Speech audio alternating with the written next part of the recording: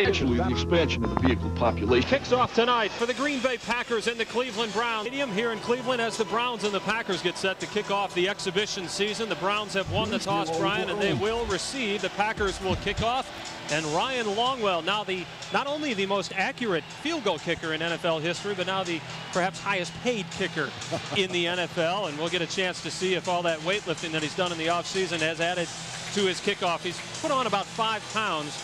Yeah, he's very sensitive about some of the criticism as to how much weight he's actually put on. There were some reports that he put on 15 pounds, and he said, come on, not that much. And that's one thing that they've talked about with Ryan Longwell regarding his kickoffs is having spoken with Ryan, he said, you know, they never asked me to kick the ball deep.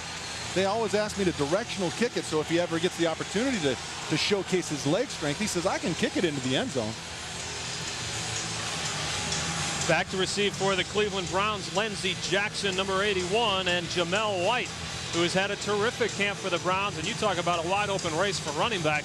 They've got one here in Cleveland. A lot of anticipation here for the Browns. A new head coach, Butch Davis. He will match wits tonight with Mike Sherman, who learned a lot last year in his first season as head coach. But what a masterful job pulling things together after that dismal Monday night performance in Carolina to win their Final Four. We are underway. The kick floats to the 5. Lindsey Jackson brings it up. Jackson slips a tackler across the 27, maybe to the 28-yard line. Brought down there by number 31, Chris Akins. For the Packers, and the Browns will come out 1st and 10. Obviously, Chris, it's imperative that these players, especially early in this ball game and throughout this ball game for the most part, contribute on special teams and make some kind of assessment as to how they're going to contribute to this football team, because obviously many of these players are on the bubble, so to speak. Tim Couch, a quarterback for the Browns, his first game since last October. He broke his thumb. That cut short his season. He's back now. And the play action give. Couch back the pass, looking deep left side, wide open, and dropped out there by the number 1 receiver, rather the 2nd-round pick for the Browns, Quincy Morgan, out of Kansas State. Let's take a look at the starting lineups. The Cleveland offense comes out looking like this. Jeremy McKinney at right tackle. That's supposed to be ex-Packer Ross Verba's spot, but he's still recovering from back surgery. Jim Bundren at right guard. Dave Wollaball, the veteran, at center. Brad Bedell at left guard. Roman Oben at left tackle. Tim Couch, the quarterback. Jamel White, the former Colt, at running back. Mike Sellers, the H-back, comes over from Washington. Kevin Johnson, who's been out with injuries, will play tonight. Quincy Morgan, who you saw, and Ricky Dudley, a free agent pickup from the Raiders, at tight end. That's the give to White. He's stuffed in the middle, maybe a gain of 2 yards. Interesting point, Chris, that first play. You've got so many players that aren't available to the Green Bay Packers. Obviously, the starting tackle would be in there. Let's take a look at some of the Packers starting defensive front. Vonnie Holliday, Jimmy Flanagan, a free agent from the Chicago Bears. John Crick, who gets the start in place of an injured Gilbert Brown. John Theory making his way back. Katie Williams starting for Nate Wayne. Mike McKenzie in the secondary, the only starting cornerback that's there. Todd McBride is in for Tyrone Williams. Darren Sharper and Leroy Butler, the 2 veterans, back at safety. Packers in their dime package, so a couple of young guys in there in the spots, and down goes Tim Couch at the 25. Kabir Bajabiamila with the tackle and the sack. And Kabir, what a week it's been for him. Virtually assured of a roster spot with the trade of David Bowens earlier in the week. The interesting thing that Bajabiamila did in this offseason, he put on some added strength and weight and strength. You can see him coming off the corner, and there's the double move. Use the speed that he has. He's always had it. Getting up the field, coming back, planting the tight end, and getting underneath. The player with an ineligible number was lined up in an eligible position. The penalty is declined. It brings up 4th down. Referee Ed Hockley explaining the flag there, but declined by the Packers. So punting situation here for the Browns. Alan Rossum deep to receive. Chris Gardocki will punt it away for the Browns. Nice set there for the Packer defense to open things up. 3 and out and give it back to the offense. Rossum awaits. What a find he was last year. Made his Packer debut against these Browns in the exhibition season. Dancing at the 29, looking for the corner. No room there. Down he goes. Aaron Shea, the tackle for the Browns, and the Packers will start on the 29-yard line. 50-yard punt for Gardocki, and Brett Favre coming out for his first exhibition action since the opener a year ago. Sat out those 3 games, Brian, with the elbow tendonitis. Hardly did any throwing at all, but it's been a different story for him in camp thus far. They're monitoring his throws to 90 throws a day, Chris, and just what a camp Brett Favre has had. He's had just the most accurate throwing practices and completions, and just he's very healthy. There's no blisters, no anything to hold him back. And nothing holding back the Packer offense. Levens and Green together. Green the slot receiver, and that one led too far for Bill Schrader. Dalen McCutcheon almost picked that one off by Brett Favre. But Levens and Green in the same backfield, and then they put Green in the slot and Bubba Franks in the slot. They've started off the preseason. They started off their first training camp venture with both of those guys in there, and they also started off their scrimmage with both of those guys in the backfield. So it's a new look for the Green Bay Packers, and I believe that any opportunity they can get both of those guys, and if they're both healthy, what a tremendous asset that is to have those two talented running backs in the backfield. More straight up now with William Henderson, the fullback, in. Conventional setup, the handoff to Amon Green. Nowhere to go for Amon Green. Jameer Miller, the linebacker, the first to greet him, and a loss for Amon. I was wondering how long it would take the Green Bay Packers to see what their offensive line can do. That is probably their healthiest position. You can look at their offensive line right there. Mark Tauscher, Marco Rivera, Mike Flanagan, who's been given the starting job, actually allowed the opportunity to earn it, in for Frank Winters. The offensive backs, of course, Brett Favre, Amon Green, William Henderson, Bill Schrader, Antonio Freeman, who hopes to come back, and tight end Bubba Franks, looking to knock off the sophomore jinx and have a great year. Another spread offensive set for Tom Rossley and the Packers. Favre to the shotgun. Bubba Franks in the near slot. Amon Green up top in the slot with 3 wide receivers. Favre looking. Schrader across the 40 with a first down catch. And there it was right there. A healthy offensive line that's been able to work together. Brett Favre had all day in the backfield to look downfield and let receivers come open. And Brett Favre is now done. A little premature. Folks, we are beyond the back of the goal line here in the corner. So our vantage point in terms of distance rather, is a little bit askewed.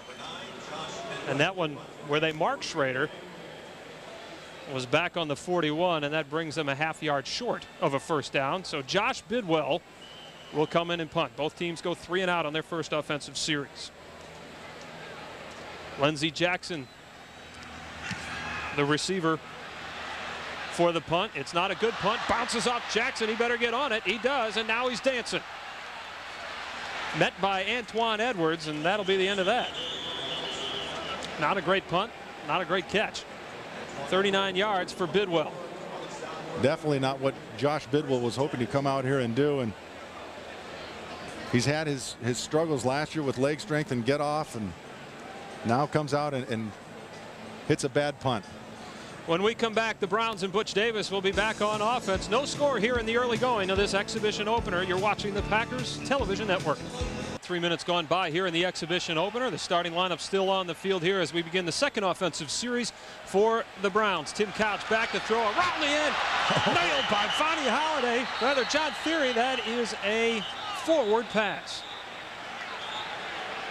And we've got a flag up. Great get off by John Theory coming around the corner. He might have been a little bit early. There may be a reason for that, Brian. There was an offside by the defense, number 91 on the play. That's a 5-yard penalty. You repeat first down. John Theory shot out like a cannon there, but had a little bit of a head start. Theory with an offseason that 3 arthroscopic surgeries, operated on both shoulders and the knee. And he played all season in pain last year. A true warrior for the Packers after coming over from these Cleveland Browns. First down and 5 now for Couch.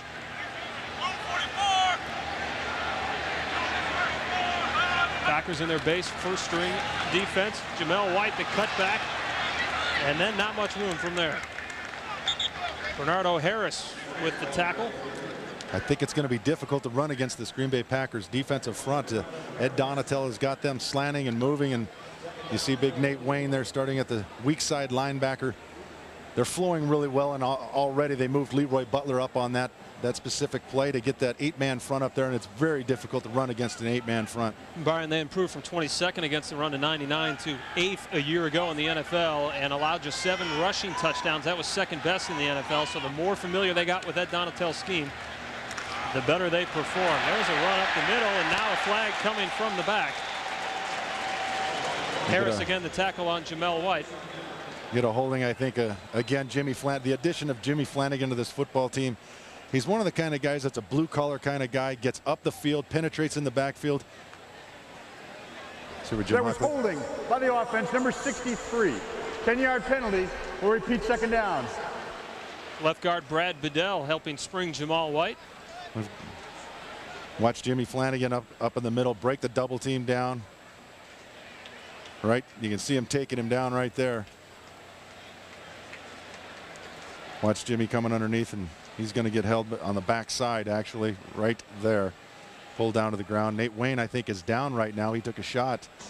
He's still down on the field, injured. So the Packers team doctors and trainers looking at Nate Wayne here. We'll see if we can see what happened. Number 54 will come into your screen right there, and yeah, it looks like somebody came up the backside of his feet. And John Crick, I think, number 61, may have rolled on the backside of him. Wayne now. Obviously, Chris, the limp shows everything. Well, he will be replaced. And that's the whole thing, Chris, is that's the one thing Coach Sherman had mentioned, and I'm sure everybody's well aware of it throughout these preseason games. They can be devastating to a football team. You see Dr. Pat McKenzie and Pepper Burris consulting with Coach Sherman there regarding the injury, and that's the one thing that a team, it can be devastating if a particular player, one of your core group players that you're counting on, goes down with an injury. With the salary cap restrictions that most NFL teams are living under these days, it's impossible to replace some players. Chris Gizzi, the second-year player out of the Air Force Academy, played in 11 games last year, mostly as a special teamer, but has had a very good camp, Brian. Number 57 will replace Nate Wayne at weak side linebacker. And talking to Reggie McKenzie and John Dorsey of the Green Bay Packers, Gizzi's a kind of guy that's an effort guy. He's got speed with him. He's a heart guy. He likes to play. He's built like a bodybuilder, for goodness sakes, but his one minus is Gizzi's about maybe 6 feet tall at best. I might be stretching a little bit if he's 6 feet tall. He might be 6 feet tall and really tall cleats. Yeah.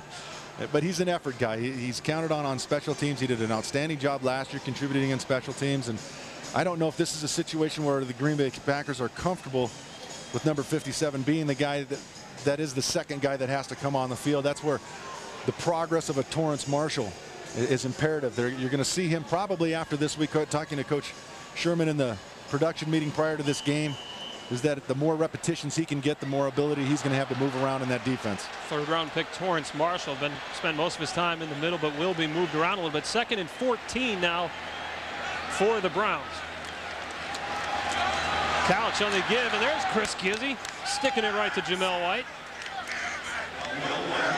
You'd like to see a linebacker get a play like that. You see Chris Gizzi, if we get a replay, he doesn't really get blocked. It's kind of nice when that happens to a linebacker. Chris Gizzi sitting back in a passing formation. You're going to see the guard takes Jimmy Flanagan inside, and right here Gizzi's going to pop into your screen, and there's no blocker there. And another good movement by Bernardo Harris to come over and help out and get the assist. But Gizzi, you have to make those plays when you don't get blocked. 3rd and 12 now from the 20, and the Packers will bring in the special defense, dime defense against Tim Couch, who goes to the shotgun. Couch back to pass. Bajabia Miller around the corner, now dumps it off to Jamel White. Down he goes. Mike McKenzie with the stick, and that'll bring on Chris Gardocki in the punting unit for the Browns again. One of the things, Chris, that this defense has been is very aggressive throughout this training camp, and a gentleman, Mike McKenzie, who's missed a lot of training camp because of sore knees. They're wondering how healthy he's going to be, and that's one of the issues that they've had to address is in their secondary. Todd McBride starting for Tyrone Williams, who's not here, didn't travel with the team. Baoju, the 3rd-round pick, was at a terrific camp, also not here tonight. The defensive back, Allen Rossum, back again, looking for the corner around the left side, reverses his field. Rossum still moving. Rossum down to the 44, out to the 44, but I believe they threw a flag back there when he reversed his course. Aaron Shea with the tackle for the Browns. And Ed Hockley will sort it out. They're trying to figure out how they're going to address Mr. Rossum, who becomes a unrestricted free agent. Going to have holding or illegal hands to the back by the Green Bay Packers, and I believe Katie Williams was guilty of that. But Allen Rossum, who's obviously needs to get his contract situation resolved, but had to wait till Ryan Longwell, let's hear the call. During the return, illegal block in the back by Green Bay, number 90. That's a 10-yard penalty. Green Bay keeps the ball, first down. I believe it was Katie Williams who was the guilty party. Katie explaining to special teams coach Frank Novak exactly what happened. When we come back, the Packers on offense once again. No score here from Cleveland in the early going. And then team intensity, they got to play tough. They got to really get after it and block and tackle, get down to some of the basics. Keep the intensity up, block and tackle, do the fundamental things that get you through the ball game. Second series for the Packers. Bubba Franks with the catch. Brett Favre on the move there. Bubba takes it out to the 40. Tackled there by the ex-Viking Dwayne Rudd. Let's go down to the field. Andy Kennedy has a report for us on Nate Wayne. Andy? Well, Chris, the doctors are saying that it's just a mild right knee sprain for Nate Wayne. He will not return, but at least initial reports, it looks good for Nate Wayne. One other player that will not play tonight is David Martin. He's out with a viral infection. Mike Sherman early in the week had hoped he would be ready to play, but he still has tightness in his chest. David Martin will not play, the rookie tight end out of Tennessee. Chris? All right, Andy, thanks very much. Of course, Gilbert Brown was scheduled to see some action tonight, but will not. That's why John Crick has been starting at defense. Brett Favre with his second series. He now has 2 completions on the night. This time, quick crossing pattern. Corey Bradford across midfield into the 45 of Cleveland. And the one thing that the Cleveland Browns don't want to do, and vice versa, the one thing the Packers want to see is they want to see number 4 start getting in a groove and start seeing him connect with his wide receivers, get familiar with him. Corey Bradford, a gentleman who has been nicked up a little bit. When he's out there, he showed flashes of brilliance, but unfortunately he's been on the sideline a little bit due to injuries. And number 4, you can see his numbers there, one of the best all-time quarterbacks in the National Football League. 2 for 3 now for Favre, a 15-yard pickup. Bobby Collins, a new tight end, in at the top of the formation there as they go 2 tight ends here, the Tiger formation. Trouble for Favre. Down he goes. That is ex-Packer Keith McKenzie with the sack of Brett Favre. Keith McKenzie had an exceptional, I guess you'd call it a scrimmage, last Saturday against the Buffalo Bills, in which he registered 3 sacks in a scrimmage. And he's a gentleman that just kind of priced himself out of Green Bay. He's a phenomenal football player. He's got the ability to come off the corner, a la like Baja Bielmilla. You can see somebody just misses their block inside, and he gets a sack of quarterback Brett Favre, and you know that's got to mean an awful lot to Keith McKenzie. 8 sacks last year after having 8 sacks for the Packers in '99. The Packers wanted him. In fact, Brian, he took a little less money to come to Cleveland because he thought he would be a full-time player, something they couldn't promise him here in Green Bay. A 2nd and 20 facing the Packers. Brett Favre doesn't like what he sees, so he burns a timeout there first of the game. Keith McKenzie also holds a couple of distinguishing records for the Green Bay Packers, having returned two fumble recoveries for touchdowns. One of them everyone will remember the 80-yarder that he had. See Brett Favre, and again, remembering he did not play in the final 3 preseason games last year because of that elbow tendonitis. Now, he's not a big fan of preseason, says it's too long, but he does admit it helps. He was very rusty, he admitted, going into the Jets game last year, and he completed just 41% of his passes, his 2nd worst percentage of his career in that game. So, yes, in fact, there is a need for preseason to get the rust out. The legs don't look rusty. Favre sliding down at the 49-yard line. You know, Brett Favre is still Brett Favre. You could see the whole sideline going, no! He's a little smarter football player now than he was in the past. You can see the blocking up front of the offensive line. A breakdown on the outside. Mark Tauscher gets beat outside by McKenzie again. Gets a little pressure on Brett Favre, and he's not afraid to run the football, but at least his intelligence and maturity is taking over, realizing to get down on the ground. 3rd down and 17 now from the Packers' 48-yard line. Favre to the shotgun, 3 receivers and Amon Green. Favre dumps it to Green. A little bit too far out in front. The Packers will be forced to punt. Haven't been looking real smooth to this point. They're having some problems getting into sync. A couple passes of Brett's were right on the money, one to Corey Bradford, but other than that, I'm surprised actually, Chris, at the amount of pressure that Brett Favre is under with that veteran offensive line. Josh Bidwell will punt. The first one wasn't terribly great, 39 yards on his first punt. So we'll see if he can get back to that training camp form with Lindsey Jackson deep to receive for the Browns.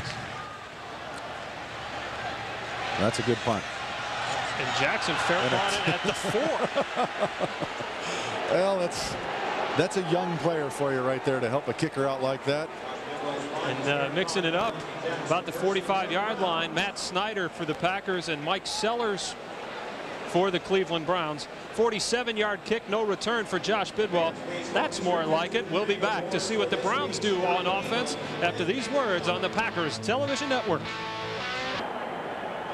Welcome back to Cleveland. Both teams with 2 sets on offense and no score yet. The Browns buried deep on the 4. Not anymore. Out to the 11-yard line. Jamel White around the left side. Todd McBride coming up from the corner position to make the tackle.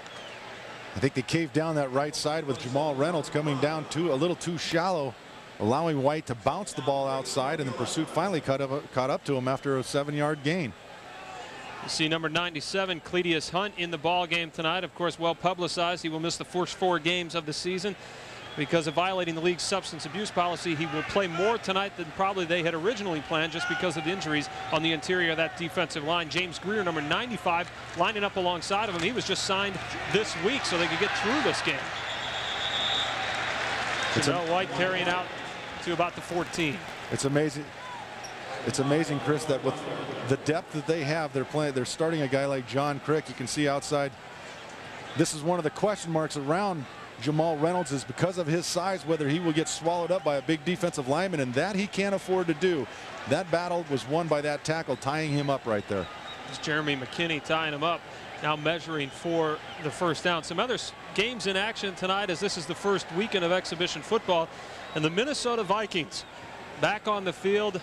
Tragic couple of weeks now for them, getting back to football action, and apparently doing pretty well. They're playing New Orleans tonight, that game in San Antonio, and Randy Moss has caught a 60-yard touchdown pass from Dante Culpepper as they begin the slow rebuilding process from the tragic death of Corey Stringer.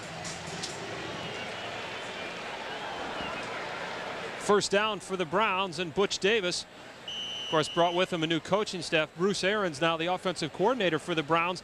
Tim Couch has had 3 offensive coordinators, Brian, in his first 3 years. That'll mess with your head a little bit. Very hard to digest an offense when it's changing constantly. 1st and 10 for the Browns. Stacked backfield with the H-back. They give to Jamel White. He meets Katie Williams, picks up a couple. Yeah, Chris, referring back to the defensive line situation. You know, if you look at their defensive line on paper, they're very stout. They've got a lot of talent there. John Theory, Jamal Reynolds, Baja Biamila, inside Jimmy Flanagan, Gilbert Brown, Santana Dotson, Russell Maryland. Unfortunately, most of those guys are back in Green Bay. Gilbert Brown made the trip, but they chose not to play him. His knees are still bothering him. But Santana hopefully will be ready for the regular season. They got some bulk, they've got some talent, but in this preseason now, they're pretty thin. 2nd and 6 for the Browns. They go to 3 wide receivers. Couch on a rollout. Couch all kinds of time. Nearly picked off by Mike McKenzie, as the intended receiver out there was Kevin Johnson. Excellent job by the Green Bay Packers secondary, picking up the play action. Chris Gizzi and Mike McKenzie both following receivers across the field, closing it off, and just a fantastic play by Mike McKenzie to get that ball down. You can see the play action from Couch, looking back across the field, across the grain. You'll see Gizzi go up for the ball underneath. Mike McKenzie almost probably should have had an interception right there. And if he had, he would have been in the end zone more than likely. But it brings up a 3rd and 6 now for the Cleveland Browns. They have picked up a first down on this drive. Torrance Marshall, number 51, in at middle linebacker, the 3rd-round draft choice out of Oklahoma. Couch in the shotgun.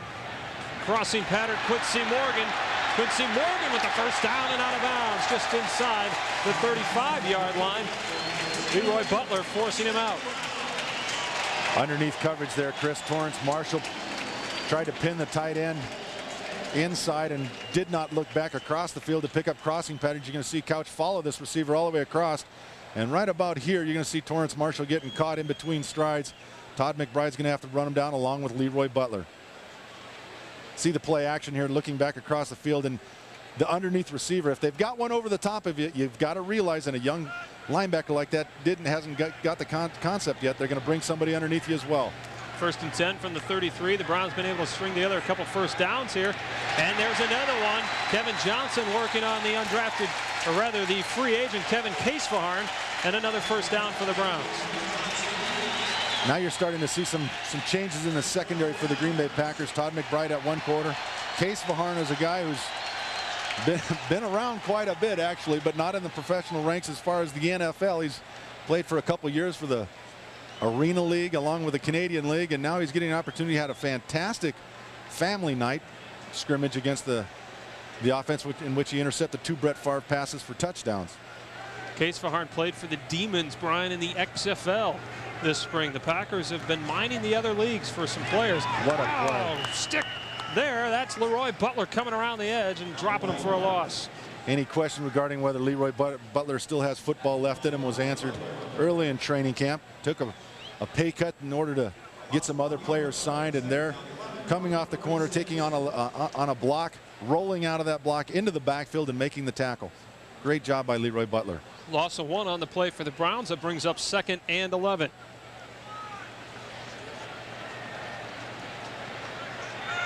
Gizzy, Bernardo Harris, and Katie Williams are the linebackers now for the Packers. Basically the starting secondary with the exception of Case Fajarn. Oh, gets beat again on a crossing pattern. Darren Sharper, though, welcoming Kevin Johnson into his neighborhood. Welcome to the NFL. Now, Darren Sharper has never been confused for a monster hitter, but I'll tell you what, when he gets his shots, he's going to take them. You can see Tim Couch is a young quarterback, and he's following his receiver all the way. And that gave Darren Sharper a tremendous break on that ball, and you can see, oh.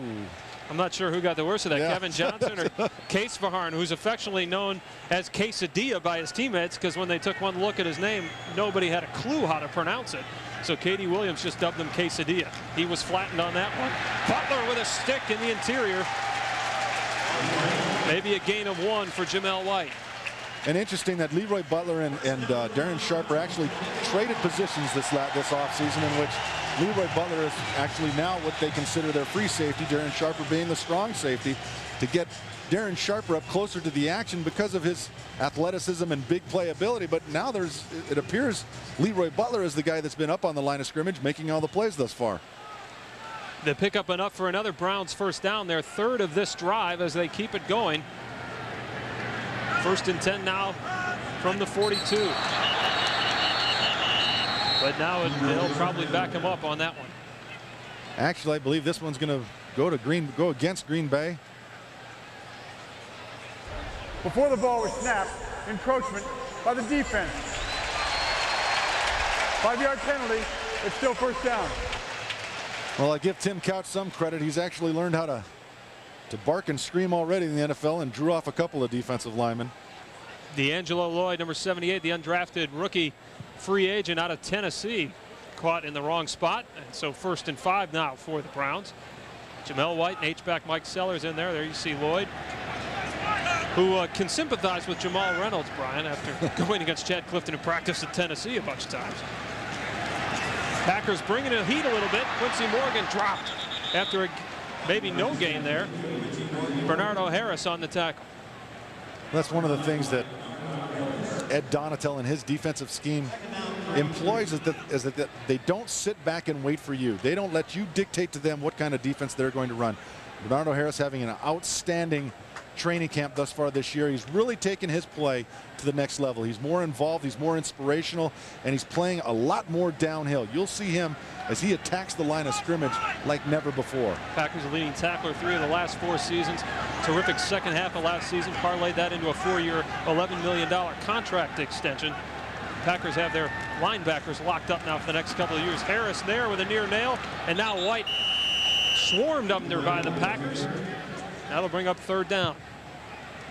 And again, referring back to what Coach Sherman said yesterday in that post-production meeting, even regarding screens, that they like to see their defensive line actually getting into the flow a little bit more. Last year they were a little bit lax as far as getting back into the flow of the play.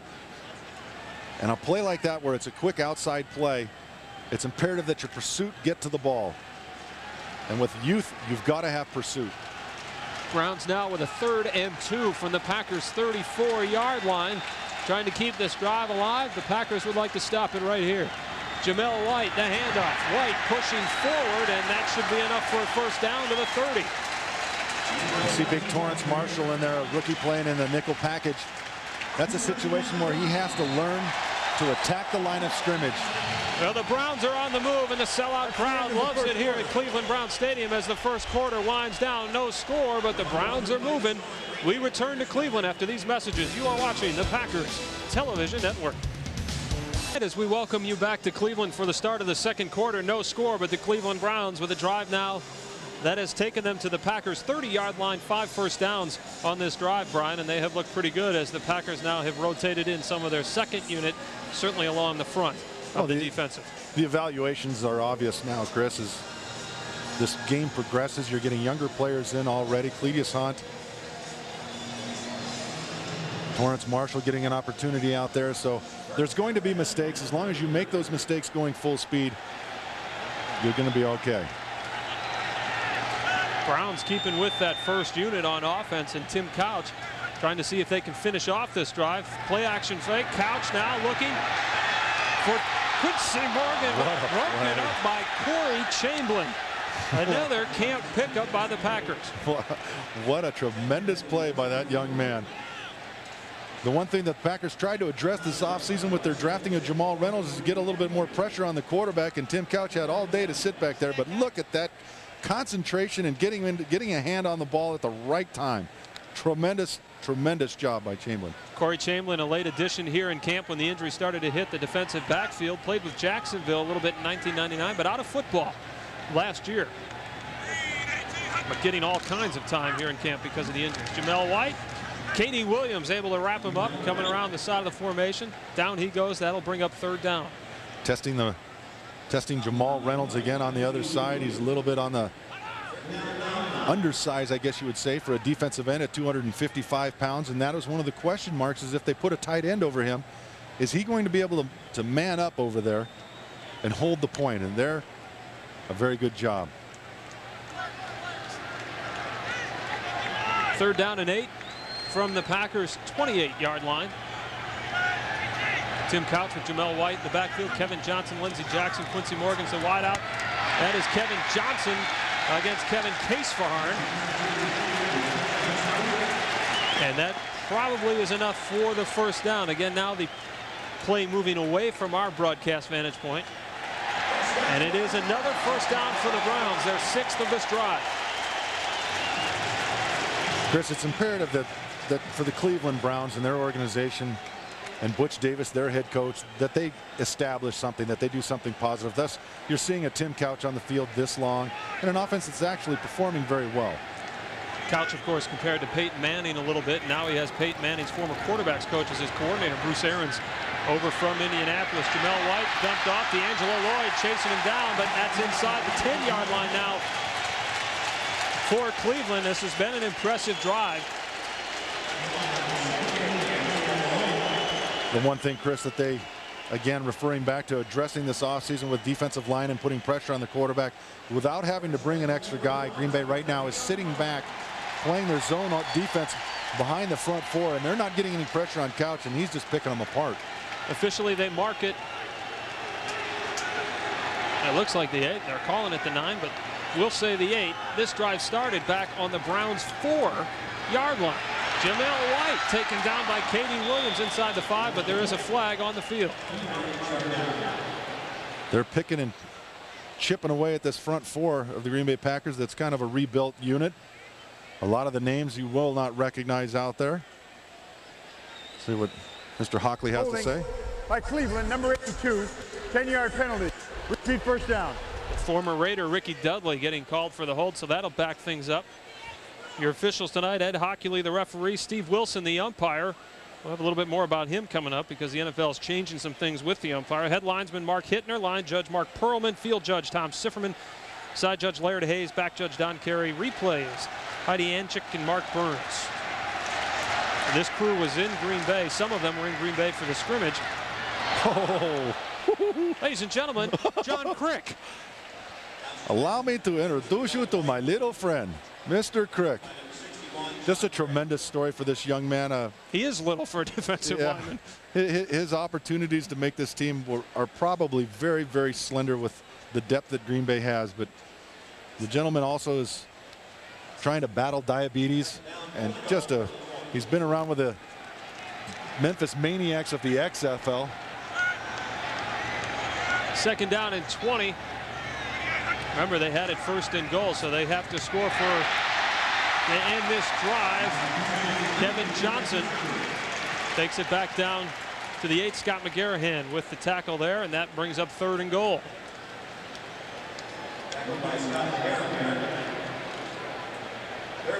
Couch is doing extremely well at picking and choosing his receivers, and plus, again, getting all the time he needs to do that. 3rd and goal.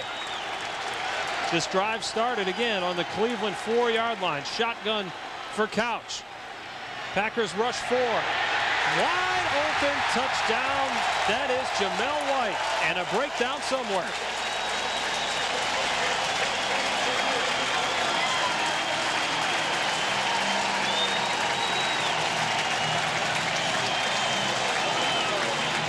Tim Couch to the running back Jamel White, and Cleveland scores first tonight on a 96-yard touchdown drive. A very impressive drive by that offense. But again, it was against a patchwork Green Bay Packers front 4.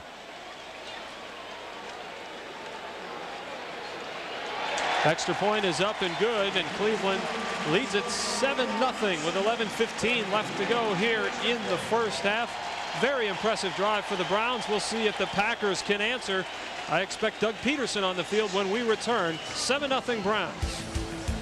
And as Brett Favre is warming up, he's not supposed to play in the second quarter. It's supposed to be Doug Peterson. But Mike Sherman obviously not happy with the way the offense has performed, so apparently Brett Favre will be back in the ballgame. Phil Dawson will kick it off. Allen Rossum deep to receive. Rossum been bothered by some sore ribs. Probably won't see him in the secondary tonight, but has been returning all the kicks. A flag is down, and Rossum is still up. Oh. Not anymore. 5'10" and 185 pounds. He's not exactly the largest individual out on the field, and when somebody gets a shot on Allen Rossum, and he's gonna move, being that light. Raymond Jackson had the tackle there. He's the one that put Rossum down, but another flag on the Packers return units. That's the second one tonight.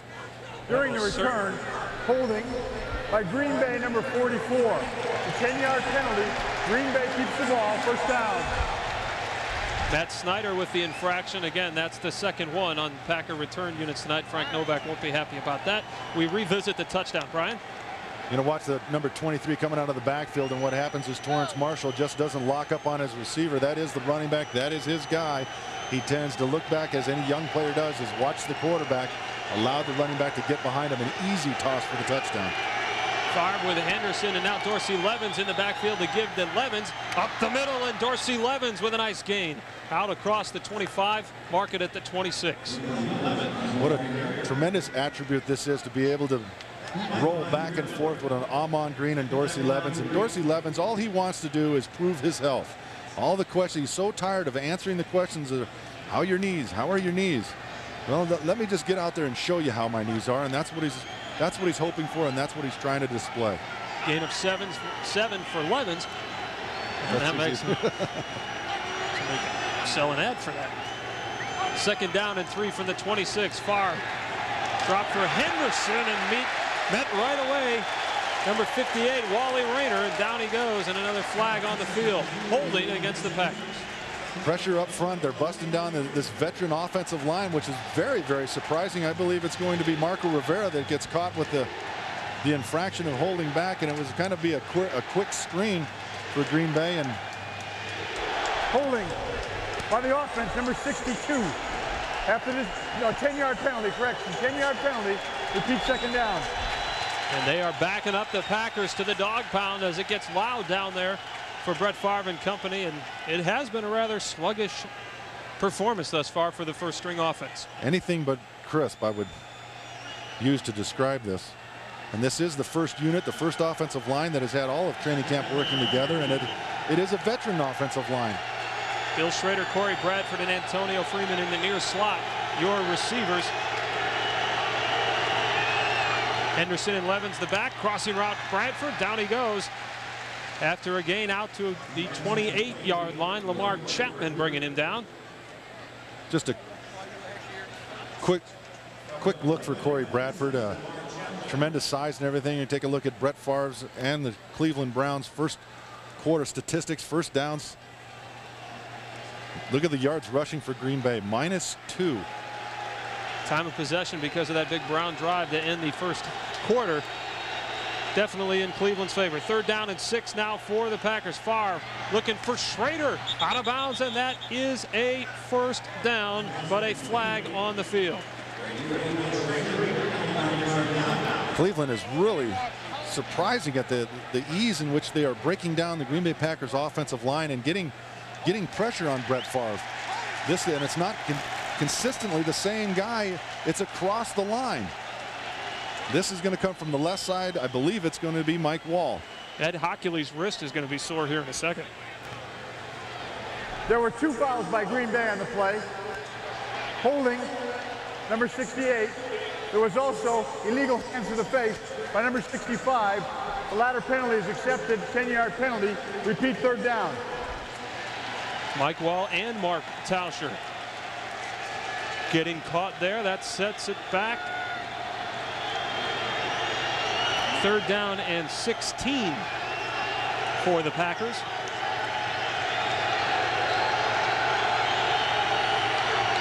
Bubba Franks out top as they go 4 across, and they dump it off to Dorsey Levens. Levens cut back behind Wall. Levens out to the 29-yard line, and that will be very close to a Packer 1st down. Now, if that doesn't show you what Dorsey Levens is all about, what an explosive run for Dorsey Levens. And that was his signature play, getting a ball in the flat and turning that ball upfield, running through tackles, setting up his blockers. And what appears to be the 1st down as you look at the replay, Favre getting back, again, pressure. Mike Wall with the lead block out there, and they will measure. Levens fell very close to the 1st down marker. Look at the hustle by the big Mike Wall getting out. That's what a guard has to do in the transition from guard or from tackle, his left tackle where he struggled to guard, and Dorsey Levens is going to get them a 1st down. No. It is a 1st down. Yep. 1st down. 1st and 10 for the Packers, so Brett Favre and company will stay on the field a little bit longer, and Mike Sherman breathes a sigh of relief. Is that their first down? 3rd. 3rd 1st down.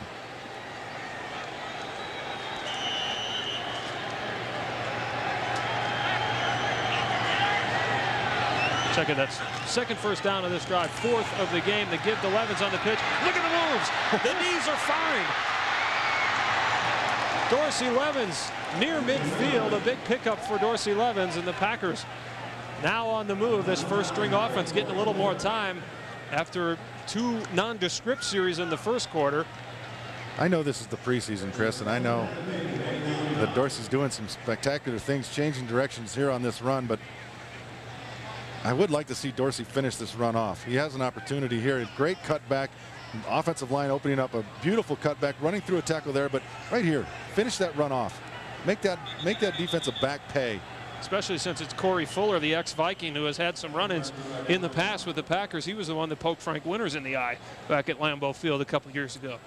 Delay of game by the offense. There were 12 men in the offensive huddle. That's a 5-yard penalty. It's still 1st down.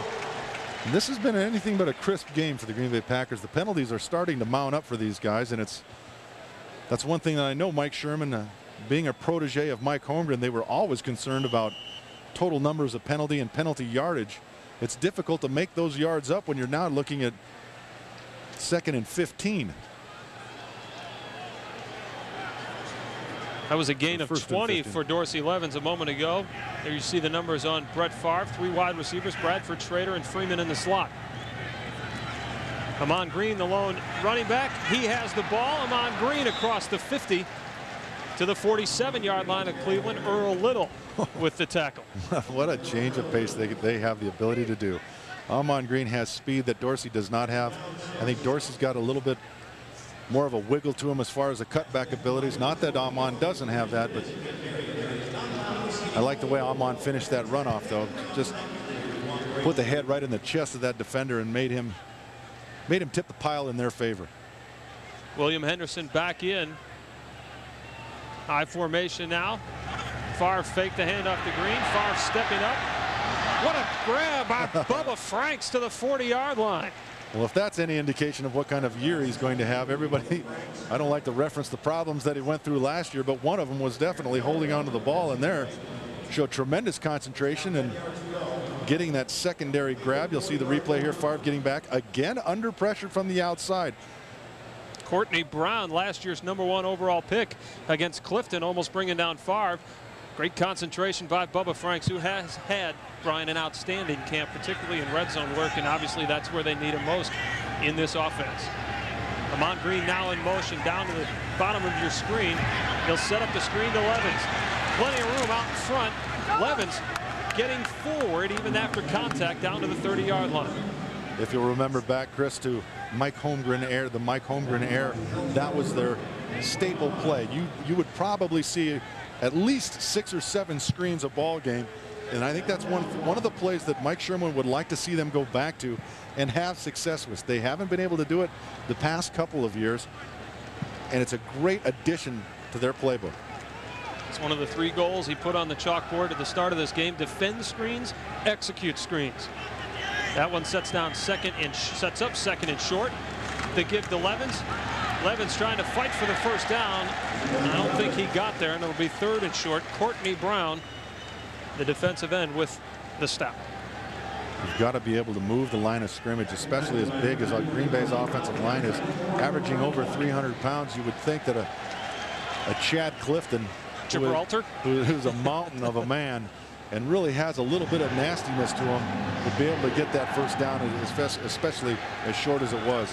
Gerard Warren, number 94 in the game, the 3rd overall selection in the draft. A guy that pretty much every NFL team including would like to have on their roster. The big kid out of Florida. Now 3rd and 1. Levens back to the well, and this time he gets across the 30-yard line, and that should be a first down. Dalen McCutcheon coming up to put a hit on Levens. And I'll tell you what, old veteran Mike Wall taught Gerard Warren a lesson about the NFL. You cannot get tied up with a 300-pound man and think you're going to win. You're going to see right to the left part of the screen here, right there. That is a pancake by Mike Wall. That is a pancake. That is what happens in the NFL when you don't come ready to play. And that is, he probably didn't face many 6'6", 300-pound guards when he was at Florida. And that is the one thing, Chris, that I think Coach Sherman had reiterated throughout training camp, is that they would like to establish a running game. They would like to fall behind this offensive line and allow them to take the pressure off the passing game and quarterback Brett Favre. He should not have to carry this team the way he has in the past, and especially we haven't even seen the crux of this staple of running backs that they have as of yet. Once Chad Clifton got into the starting lineup last year, replacing Mike Wall, they averaged just about 118 yards rushing per game. So he was a big factor there, and now you line those 2 big boys up next to each other. You should be able to run over that side of the ball. First down for the Packers. Favre still in the game. Bobby Collins, their recent acquisition this week, the tight end, former Buffalo Bill, can't hold on to that one. And it takes a little time to get used to Brett Favre. That is the first statement that he made in practice, was he has to get used to catching that ball from a quarterback that throws with the velocity of Brett Favre. He really gets that ball to you in a hurry. 2 words, Brian: Jugs machine. Yep.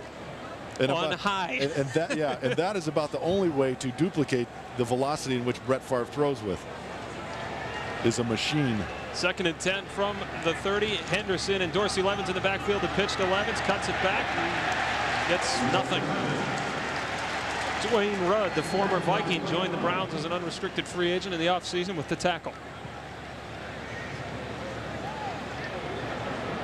4:50 left to go here in the half. Packers trying to answer the Browns' long touchdown drive with one of their own. They started this drive at their own 19-yard line. It'll be interesting to see what kind of mix you get, and I'm sure this first preseason game will be no indication of what we'll see throughout the season. You can see Dorsey Levens there, of what kind of mix we'll get with those 2 guys and how they're going to platoon them into the ball game. 3 wide receivers, Henderson and Levens. Favre trying to set the screen up to Henderson, tracked down from behind. Number 74, Mark Smith, the free agent acquisition from Arizona. I've never seen them run a screen to William Henderson before. I was just going to say, there's a new addition to the Green Bay Packers playbook that we have not seen, and I have to wonder whether or not personnel was changed up on that, having William in the game rather than having a Amon Green and Dorsey Levens in the backfield together, whether that might not have been the wrong personnel for that play. All right, Ryan Longwell, 1 for 5 in the scrimmage the other night. Now we'll try it from 47 out of the hold of Doug Peterson. The kick on the way, and everybody is relieved. Including Ryan Longwell. I would have to ask that question all week long.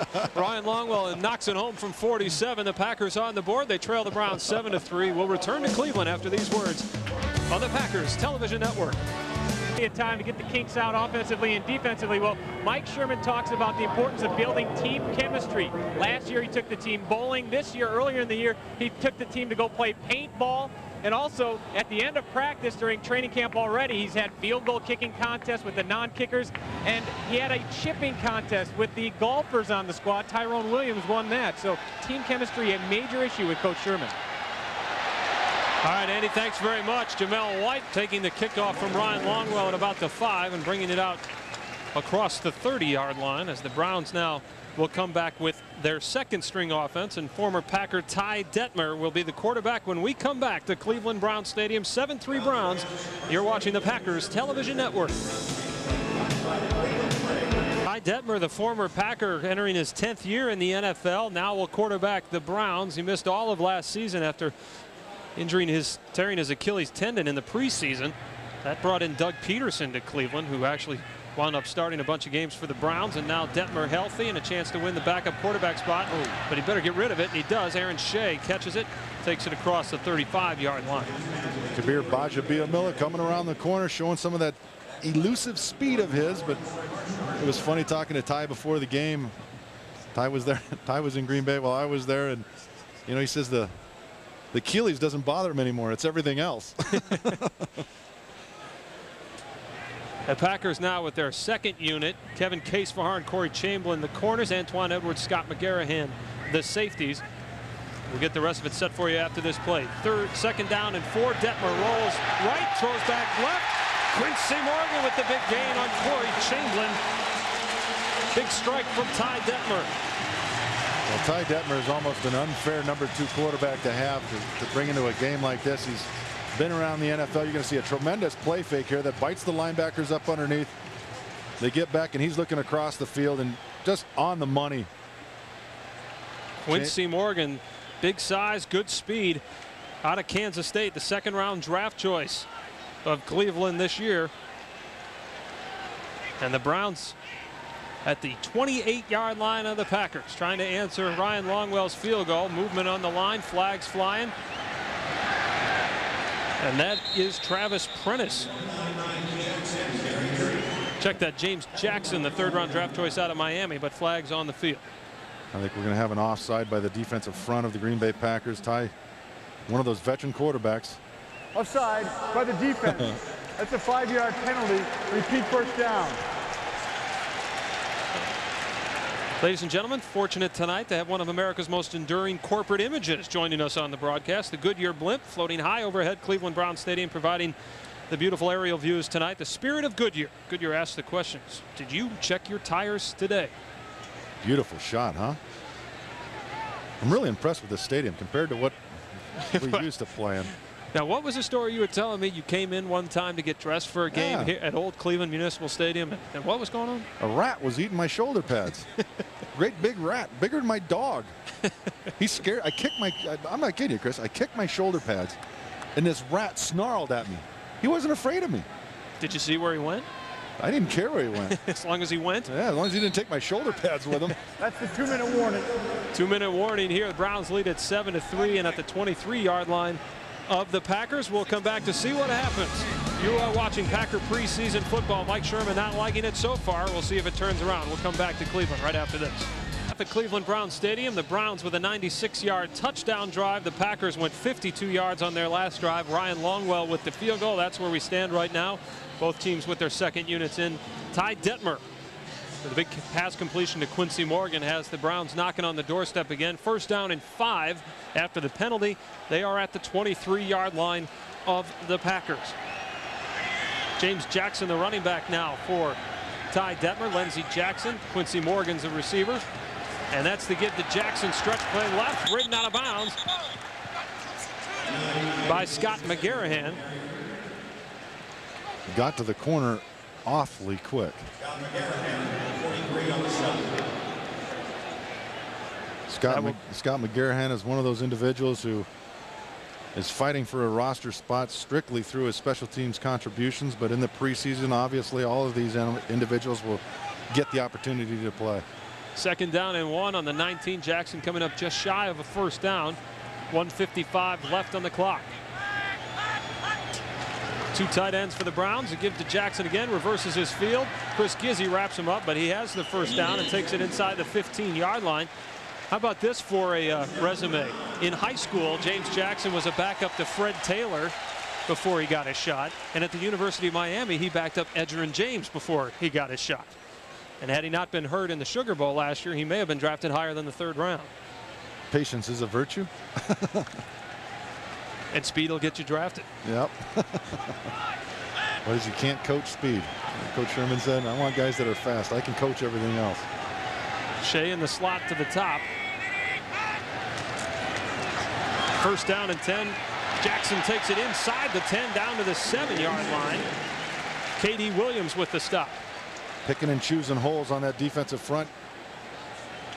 Again, it's a semi-patchwork defensive front with the guys. You can see K.D. Williams pleading with everybody to kind of rally around, to rally the troops, but Devon Claybrooks, D'Angelo Lloyd up there on the front. And Jackson gets it again. Jackson cut off this time. Kabir Bajabiamila holding the point. Brings him down, maybe a couple. Chris Gizzy in there as well. Timeout, Cleveland. Cleveland burns a timeout. Charge timeout. 36 seconds left on the clock here in the 1st half.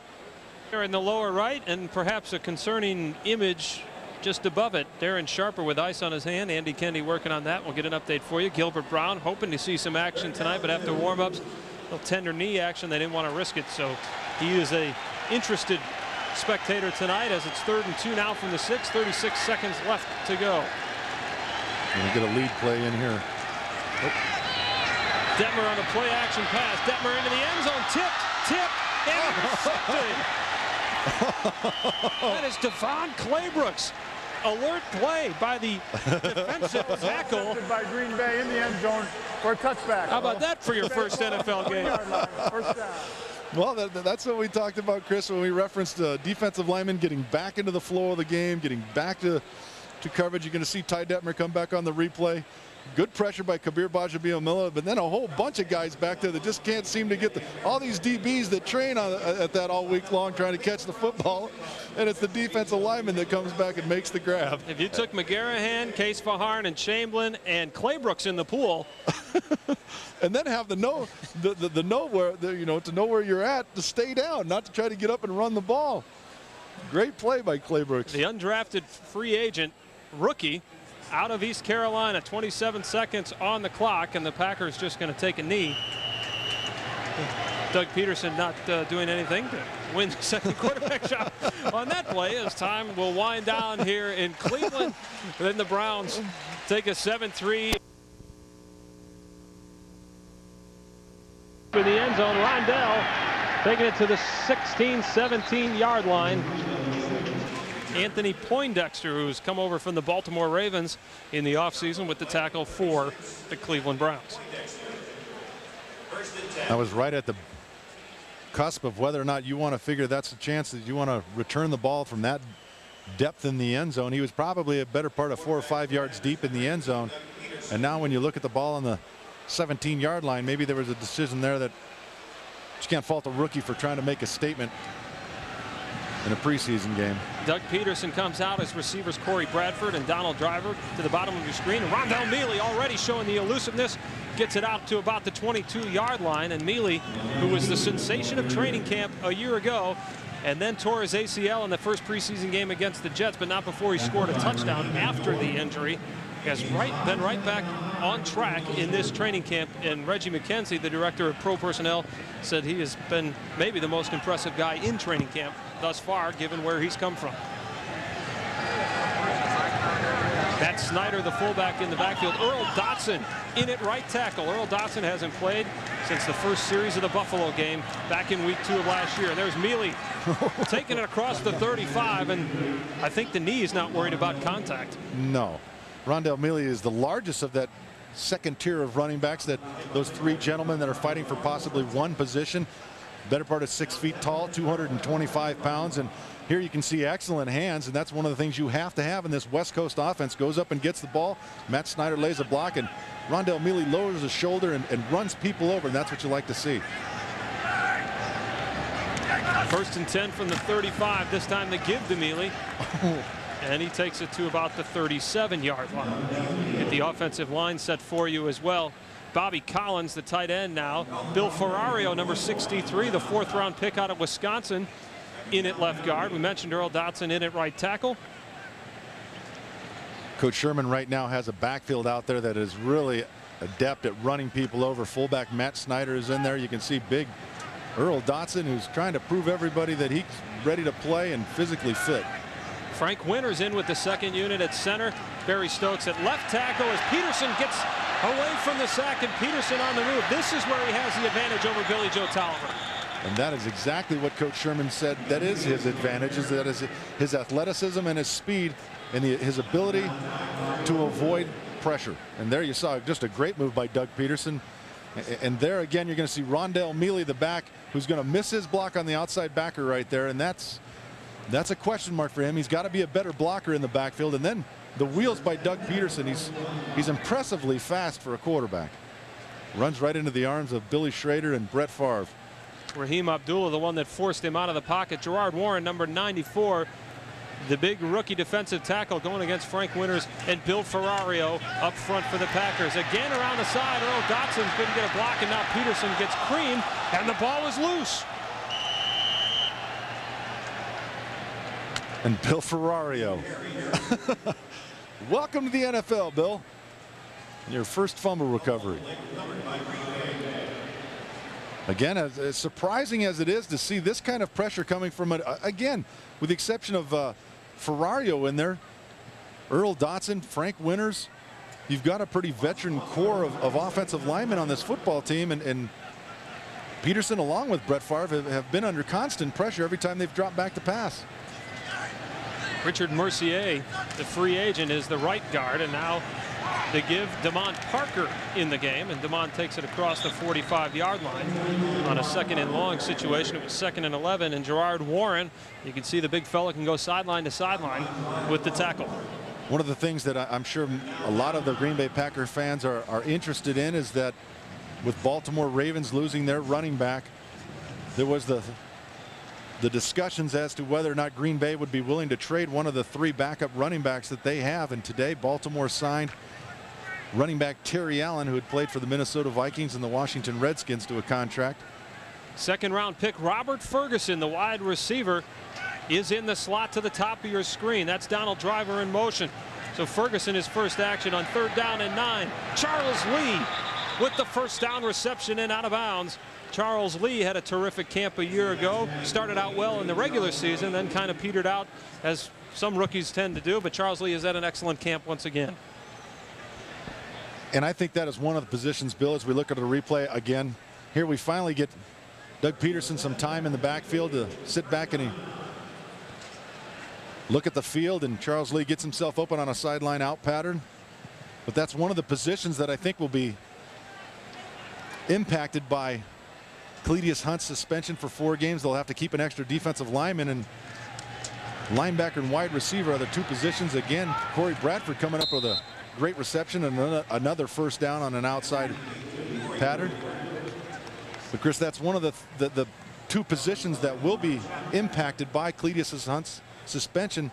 They will be forced to hold another defensive lineman, a defensive tackle, and they'll have to consider either going with 5 wide receivers or 6, or it will be impacted by the linebackers. Doug Peterson, a perfect 3 for 3, and the mobility. Now Rondell Mealy back in the game, the give and the lead behind Matt Snyder, and he takes it across the 30. If he got anything, it was very minimal, and that'll bring up 2nd and 10 from the 29-yard line. I'd like to say that was 5 yards in a cloud of dust, but that was more like just a cloud of dust. Officially no gain on the play, so it is 2nd and 10. Bradford and Driver the wideouts, and Doug Peterson, who actually, Brian, had a career game here last year for Cleveland in a loss to Philadelphia. Career highs in attempts, completions, and yards, over 300 yards, looking for Driver, but somebody got mixed up there, and an easy interception. Anthony Henry, the 4th-round draft choice, the rookie for the Browns, an easy interception. Looked like Doug Peterson and Donald Driver got their signals crossed there. Again, you can only speculate as to who was at fault for this, and you don't like to. A pass where Doug Peterson threw it out there, hoping that Driver would run underneath it. To see the replay, plenty of time for Peterson. He just looks downfield. By Cleveland on the 3-yard line. His momentum carried him into the end zone where he was down. By rule, Cleveland gets the ball at the 3-yard line. First down. That's the new rule this year. That's a rule that NFL players won't like. They won't take the momentum for the touchback, or if he was touched there, it could have been a safety. That's been changed. Nevertheless, the Browns will have the ball when we come back, leading 7-3. Challenged the ruling on the field after the interception. Ed Hockley now checking out the replay booth, or talking to the replay booth and checking out the replays. Now, we'll try and explain this. Again, Ed Hockley was in Green Bay the week before the scrimmage, and they did have a session talking about the rules changes, and this is one of them. The old rule stated that had a player, defensive player, caught the ball, intercepted, or fumble recovery, he's diving for it, and his momentum takes him into the end zone, and then he was touched by the offensive player. The old rule was that's a safety. The new rule says he gets the ball at the spot of the interception. And the discussion here, Chris, is where he's putting that second foot down. And obviously, I believe that he had possession of the ball when in his first step. His second step was well within play in the 2 or 3 yard line area, and thus went into the end zone. So I think they're correct in their placement of this ball. Cleveland challenging it because they think he was in the end zone, and that would obviously give him field position at the 20. Intercepted the ball in the field of play. His second step came down on the 1.5 yard line. The third step was in the end zone. Therefore, by rule, Cleveland gets the ball at the 1.5 yard line. The spot of the interception. First down. I'm not sure. Will be charged with their first timeout. I'm not sure that's a desired effect, Brian. They lost 1.5 yards on their challenge. I can't believe that the head coaches would be happy with this rule. You see the 1 foot with possession, there's the second foot with possession, and then into the end zone. Well, had the rule not been changed, it'd be a safety against the Browns. They'd get the ball at the coming out at the 20 yard line. No, it would be a safety. So that's the change, and the Browns will have it at the 1.5 when we come back. On the right, Butch Davis's first foray into instant replay didn't work out so well for him. Cost him 1.5 yards after all that. Brian and I debating the rule. We've decided what's past is past. We'll just worry about what the future says. Go on from there as the Browns start for the snap. False start by Cleveland, number 79. Half the distance to the goal. It's still first down. Well, both coaches have seen their quarterbacks throw interceptions near the end zone. Barrett Brooks, the former Philadelphia Eagle, committing the infraction there, and now it's on the 1. Great place for the defense to make a play. How about Jamal Reynolds down there on the low end of the defensive line for you at your screen, number 99. Let's see if he can do any damage here as the Browns are backed up big time. Oh, boy. They run away from Reynolds, and Jackson takes it out across the 10 to the 11-yard line. Trying to cave down the left side of the line. They got inside, and Jackson, like any good running back would do, bounced it right outside. Stayed away from Jamal Reynolds, who was anchored down on the right side. Packers safeties now are Chris Akins, number 31, and Damian Demps, undrafted rookie free agent from Central Florida, number 23. Corey Chamberlain and Kevin Case-Faharn are the corners. These guys are going to play a lot here in the second half. The line stands him up there. No gain for James Jackson. That's big James Greer, number 95, signed this week by the Packers, just so they could have some numbers. A 6'6", 320-pound guy that just can't seem to find a home anywhere. And with the injuries that Green Bay has suffered throughout their defensive line, great opportunity for a young man to earn a spot. Third down and 2, ball on the 10-yard line. Give the offense good field possession here with a stop. Dragged down from behind by Greer. That's James Jackson. It'll be close. Had the exact correct blitz on. Brought Torrance Marshall inside, and Gizzy just didn't play downhill. He waited for the ball to come to him, and thus Cleveland picks up the first down. Wasn't that close. Again, our broadcast position is behind the end zone in which the Browns are trying to get to, so we're a long way from where the play is at the moment. First down and 10, ball on the 12. Detmer to Jackson again. Jackson being a workhorse on this drive as he punches it out to about the 18-yard line. Chris Gizzy with the tackle, but a flag on the play. And the horse in the middle again caused a penalty. Hockley's going to give you a holding penalty against their guard who tackled. Hear what Hockley has to say. Holding by the offense, number 79. Half the distance to the goal. It's still first down. That's Barrett Brooks again with the penalty. Brooks brought in after the injuries. Remember, Ross Verba signed with the Browns. He's supposed to be playing right tackle, but had a discectomy on his back, and he is supposed to return to practice this week. They also signed Trey Johnson, who's coming back from injury. He was with the Redskins a year ago. Their offensive line has been decimated. Oh. Quick slant pattern completed to number 89, Detmer, with another completion. Bobby Brown, who was in camp with the Packers a year ago, taken down by Corey Chamberlain. I'd sing a song by Bobby Brown, but I don't think you want to hear that. No. You Bobby see Brown from Notre Dame. Chris Gizzy right here has got the right angle, but just stops and doesn't get underneath that outside receiver, and Bobby Brown has a grab for 8 yards. Ball at the 20. And now Detmer with the fake. Rolls, fires, complete to Aaron Shea, taken down by Chris Akins. And yes, it is a first down. Ty Detmer is just, it's almost unfair for him to be running against a very young secondary like this. Look at the play action fake that he gives him. Hides the ball, turns back, has all the time to look back across the field, and puts the ball right where only Shea can come down with it.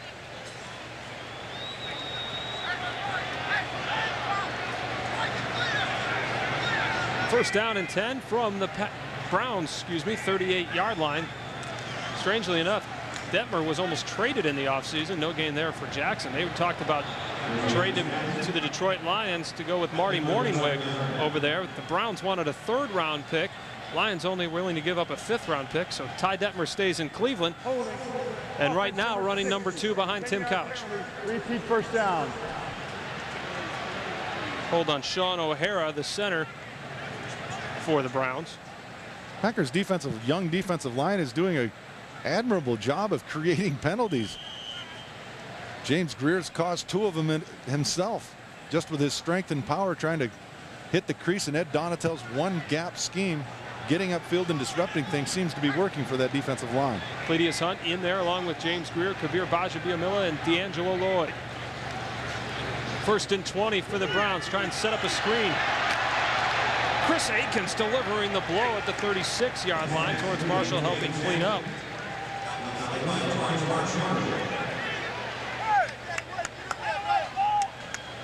It's a play Green Bay has had much difficulty dissecting, and with the down and distance that they had there, they came up with a good play in the secondary by Akins, and Torrance Marshall running back to the ball helped on the assist. Detmer with Jackson as his lone running back, 3 wide receivers. They give to Jackson, nice cutback move again, another cutback move, and James Jackson in the open. Jackson finishes it off at the 31-yard line, a big gainer for James Jackson, the 3rd-round draft pick out of the University of Miami. 2 terrific cuts there, Brian. You can actually see Green Bay's defense is getting a little winded, but what a tremendous view here on the replay, coming right at you. Great move there, cutting back a missed tackle from behind, and look at the speed and the elusiveness. 33 yards on the pickup. Another angle, great cutback here. Linebacker gets caught upfield, and he kind of leaves him with his shoelaces tied, I guess you'd say. First and 10 from the Packers 31. Detmer, play action. Detmer now on the move, nearly taken down. Incomplete pass. Torrance Marshall almost had a sack. had one hand on Detmer. Billy Lyons, who is one of those guys that's going to fit in there. Big James Greer there, but Billy Lyons came in off the corner and got in the backfield. I thought maybe there's a possibility they could have called a holding call against Bill, and he's one of those guys that everybody kind of discounts him as far as that group of defensive linemen, but every time Billy Lyons is on the field, he produces. He's not all flashy, he doesn't come with all the hype, but every time he's out there, he performs.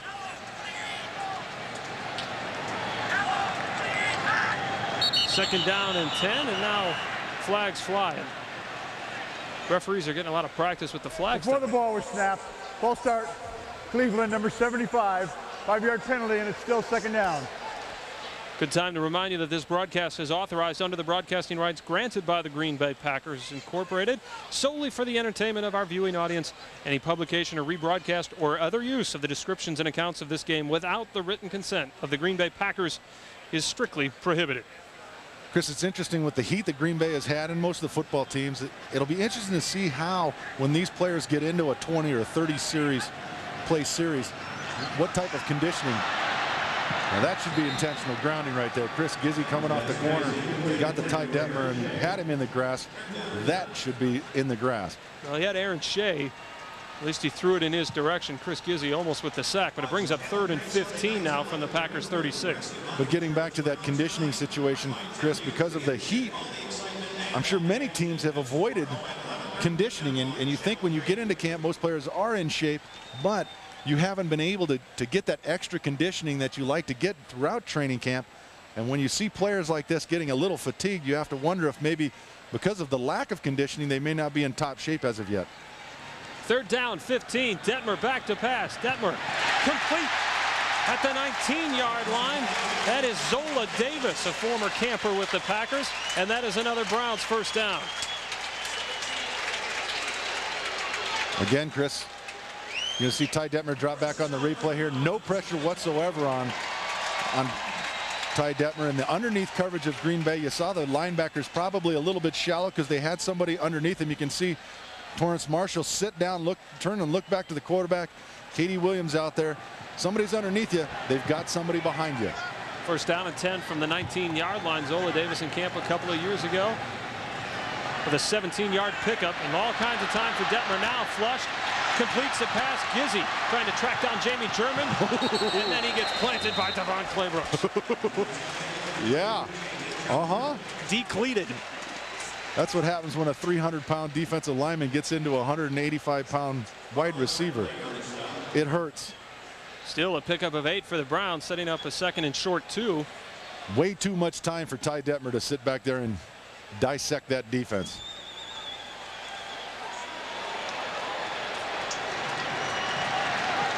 I wouldn't be time remaining in the 3rd quarter, Brian. Excuse me. I wouldn't be surprised if Ty doesn't. He did exactly that.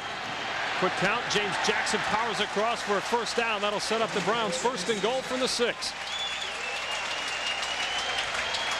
I think the Green Bay Packers defensive front 4 is a little fatigued at this point. It's a long drive. Ty Detmer going first down. You see his eyes, and that's always a tall tale sign. Look for the eyes. He just lowers his shoulder and puts it in there.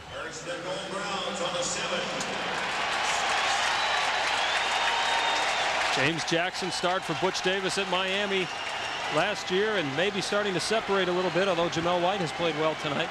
Browns, it's open auditions for that running back spot. Jackson again. Nowhere to go. In fact, this time he's going the wrong way. Nice play by Chris Gizzy with a form tackle, sticking his nose in the hole, getting the legs up underneath him and setting Jackson right back on his keister. For a little guy, this guy brings a pop. He plays with a great pad level. That's leverage. Oftentimes you see guys, and Gizzy's a well-built individual, but at 5'10", 5'11", he's a little short. But if you play with that leverage, I'm sure everybody remembers a linebacker that played for New Orleans named Sam Mills, who was about the same stature. But if you play with leverage and play with a very low pad level, you can sustain in the NFL. 2nd and goal from the 6 for the Browns. 3 wide receivers. Shea in the slot. Now Jackson motions out of the backfield. Detmer looking for Jackson and throws behind him. 3rd and goal from the 6. It's one of the things I've seen in training camp thus far, Chris, is the linebackers working an awful lot in coverage, and that's one of the things in Ed Donatell's defensive scheme is linebackers get matched up not only with running backs but with wide receivers a lot. And you've got to be able to carry these guys. That's why Green Bay has gone so much with speed now in their linebacking core. Third down and goal from the 6. Jackson motions out of the backfield. Detmer back again. Plenty of time. Overthrows Aaron Shea. He was there. Detmer off target. And Phil Dawson will come out for the field goal attempt. Ty knows he missed that one. That was an easy toss. Akins was beat soundly on that play, running for the corner of the end zone, and all Ty had to do was lay it out there and let him run underneath it, and he just got the ball elevated a little bit too much. Dawson to attempt from 28 yards. Chris Gardocki, the punter, is the holder. Dawson 76%. And the Browns lead by a touchdown with 1:28 to go in the third quarter. Cleveland 10, Packers 3. We will return to Cleveland Browns Stadium after these words on the Packers Television Network. Get a nice nighttime look at Cleveland, and there is Cleveland Browns Stadium, now 3 years old, $290 million for the Browns to get back into the NFL. Their stadium, they've already made $10 million worth of improvements in 3 years. And they've tried to make a bunch of improvements off the field this past offseason. New head coach, plenty of free agents brought in. The Browns with just 5 wins in their first 2 seasons back in the NFL. Whisper Goodman is back to return the kick. After the Browns field goal, they lead at 10-3. Whisper taking it out to about the 30-yard line. That's where the Packers will have it. 1st and 10 when we come back, trailing 10-3 on the Packers Television Network. Noble along with Andy Kendi back with you from Cleveland as the Browns now lead at 10-3. And there's Bill Ferrario going to get his second series here at left guard. Of course, the Badger, 4th-round draft choice, one of 3 Big Ten football players to start 50 or more games in their career. Of course, he helped pave the way for Ron Dayne and Michael Bennett to enjoy some terrific success, certainly in Madison as Rondell Mealy gets taken down. And by the way, Michael Bennett has scored his first touchdown with the Minnesota Vikings scoring on a 1-yard run tonight. The Vikings leading the Saints 21-7.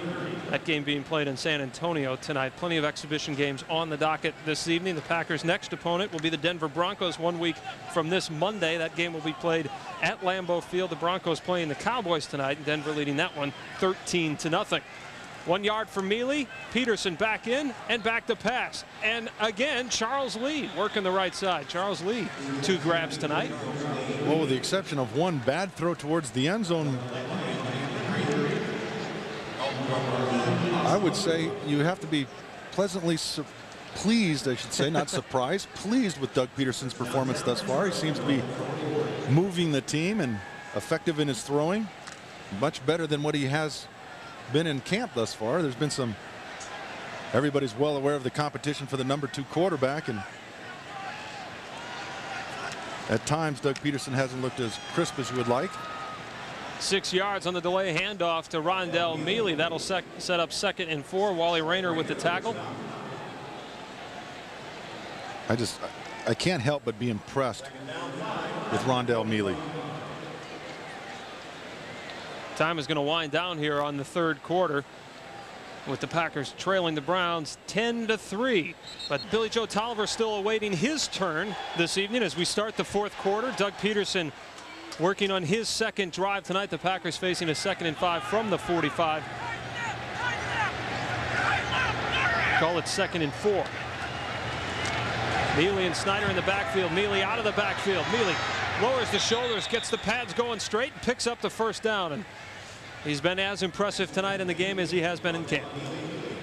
That size really is in his favor when he gets into the secondary, and oftentimes in the West Coast offense, that's what they like to do, is get a bigger receiver or a bigger running back out in the flats or in the short zones, dump him the ball and let him create the play. And there you can see how effective that is by getting somebody like Mealy matched up on a smaller cornerback, power through the guy and get the first down. This time Mealy straight up the field, now cuts it down to the 40-yard line of the Browns, a pickup of 8.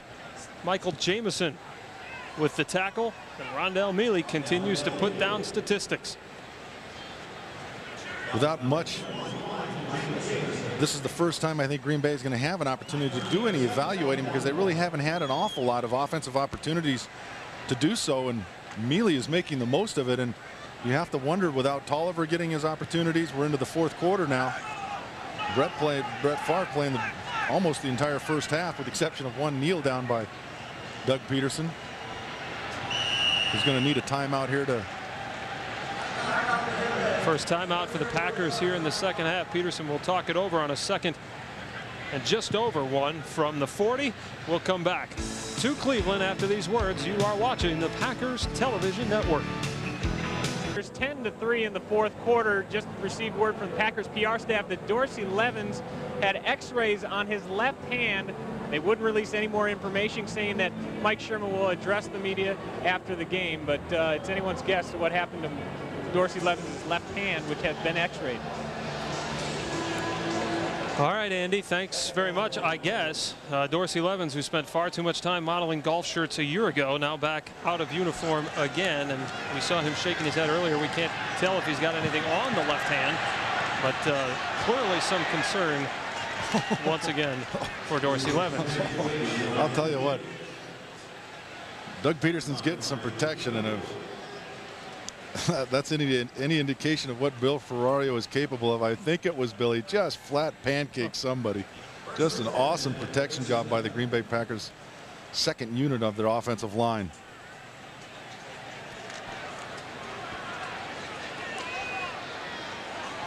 Mealy picks up the first down. It's 1st and 10 from the 37 of the Browns. And again, the give to Mealy, trying to add to his 22 yards rushing. Tacks on a couple of more. Rondell becoming a workhorse here, and maybe this, depending on what Mike Sherman has to say about Dorsey Levens, will be foreshadowing of the future. Well, that could. It's tough to foreshadow the past, I suppose, but as we referenced at the open of the show, Chris, that's one thing that every coach does not want to have happen throughout the preseason, is to lose one of your marquee core players. Peterson now forced to move to the right. Flags flying. That's probably a holding call as he gets it out to Matt Snyder on 2nd and 7. I think they've got a couple of the Green Bay Packers offensive linemen called there. I think they've got Ferrario.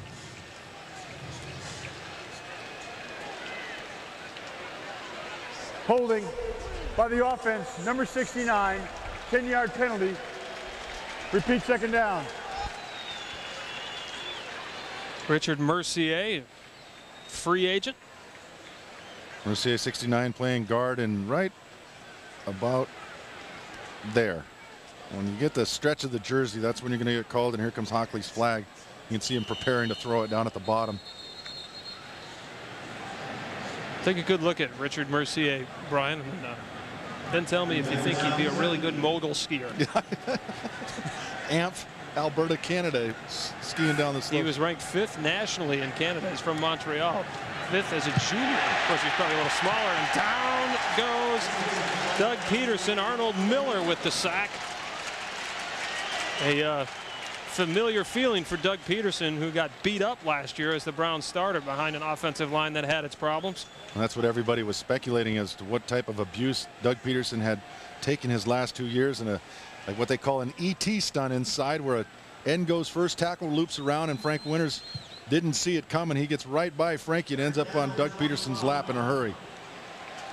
Second sack of the night for the Browns, and it drops the Packers all the way back to a 3rd and 25.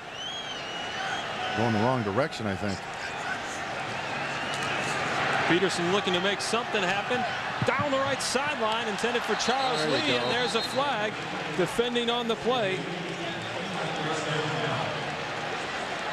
was Anthony Henry. And we've also got a penalty in the backfield as well. Ed Hockley threw the flag late back where Doug Peterson was at, and I think we might have a necessary roughness on the quarterback along with defensive pass interference, both going against the Cleveland Browns. They're trying to figure out where they're going to spot the ball or mark it off. I think either way, Green Bay is going to end up with a first down. That's roughing the passer. Brian, you got it. There's the double. That'll give the Packers a first down. It was 3rd and 25. So costly error by the Browns. That just kills a defense. Sitting in a 3rd and long situation and 2 penalties on the same play, and Green Bay ends up with a first down. There were 2 fouls by the defense on the play. There was a personal foul, roughing the passer by number 58 of Cleveland, helmet-to-helmet contact. That penalty's declined. There was also a pass interference, defense Cleveland, number 37. That penalty's enforced at the spot of the foul, automatic first down. Brian, a rule change this year too now with helmet-to-helmet shots on quarterbacks. They're taking more steps to protect the quarterback.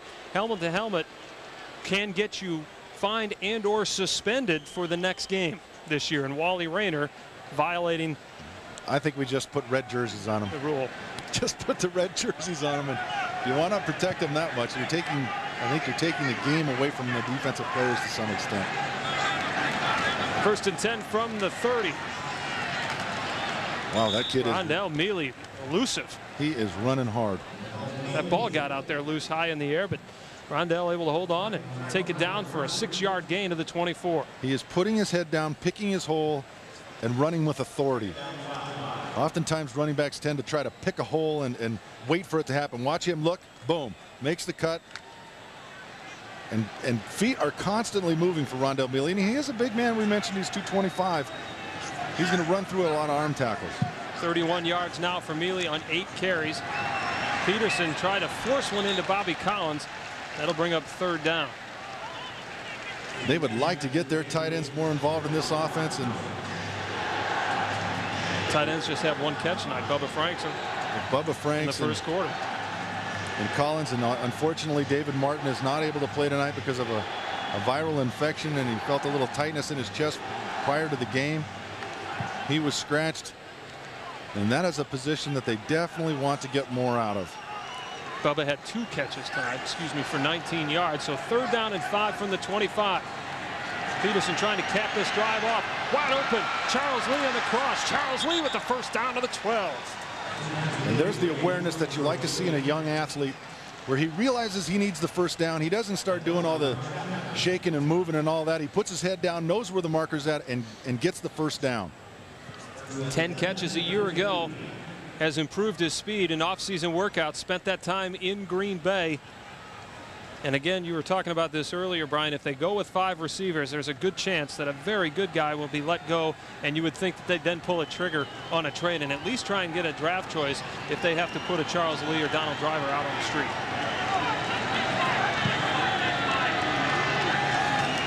Rookie Robert Ferguson to the top of the screen, but the handoff to Mealy, and Rondell just going to take a seat. The hard way. That's former Packer Darius Holland with a little gravedigger to his buddy Gilbert Brown. I think there might be a little resentment to his treatment of the Green Bay Packers to him, but he's having a hard time finding a home anywhere. And you know, it's unfortunate when you have a player of his caliber, of his size. Oftentimes you see guys that are gifted physically and don't make the most of it. Drafted by Green Bay, had all the promise in the world, but just didn't capitalize on it and make the most of his situation, and he's still trying to find a home. 2nd down and 14, the loss of 4 thanks to Holland, and now Peterson crossing route. Robert Ferguson's first catch, and Ferguson hits the deck at the 14. Marty Moore puts him on the ground. He is a guy I think that has a tremendous upside because of his, from the maturity standpoint, he's only realistically a junior. 2 years at junior college and the 1 year at Texas A&M, and came out early. And played with injuries last year. He's a tough kid, and the one thing I like about him is he's always putting in the little extra work to get things done to become a player that he's capable of becoming.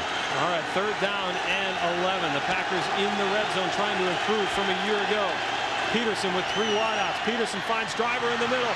Driver fighting for the first down, and it will be close, near the 3. I know this is preseason, and I know there's a decision to be made. I would not be surprised at all if Mike Sherman goes for this, or at least call a timeout to think about it. For those of you wondering, does Mike Sherman get involved in the offensive play calling? He does not. Tom Rosley is calling all of the offensive plays. He still has veto power. Oh, yeah. Let's find out. This will bring up an interesting decision. Okay. Ooh. Ooh. 1.5 yards. There you go. He's going to go for it. Troy Drayton coming in along with Adam Newman. Power and here's formation. Here's where, Chris, the lack of depth at tight end hurts Green Bay. This is where they've got to find guys. David Martin was drafted as a wide receiver turned tight end. They need some power here. Power on the corners. Double tight end, Troy Drayton, Adam Newman, Mealy and Snyder in the backfield. Charles Lee a lone wideout. They give to Snyder. No, the fake. Troy Drayton. Did he step out of bounds, but just past the first down marker? The former Ram and Dolphin, and last year with the Chiefs, Troy Drayton. Nice play action fake by Doug Peterson. Sold Matt Snyder on that one. They had receivers going everywhere in that formation. See Doug rolling to his right, and he is wide. Troy Drayton is wide open. Whoa, he almost stepped out of bounds before the first down. And that is a big man as well. Troy Drayton, the veteran, they brought him in here, perhaps second tight end. They'll make a decision on him soon. And now Peterson, this time to give to Mealy. Mealy muscling down to the 1-yard line. On 1st and goal.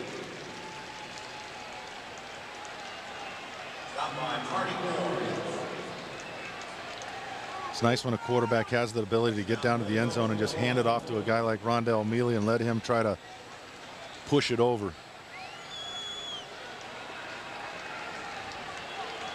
On Green, you can see him talking to former Packer Edgar Bennett there with a headset on. EB was one of the best down here at getting in the end zone. Double tight ends again, and now what?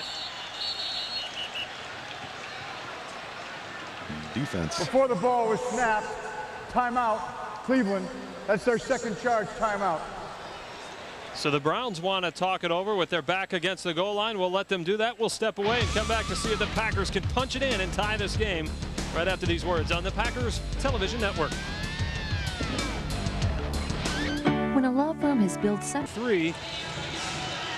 Doug Peterson engineering this drive. Of course, they had some help from the Browns on a 3rd and 25. 2 penalties on the Browns.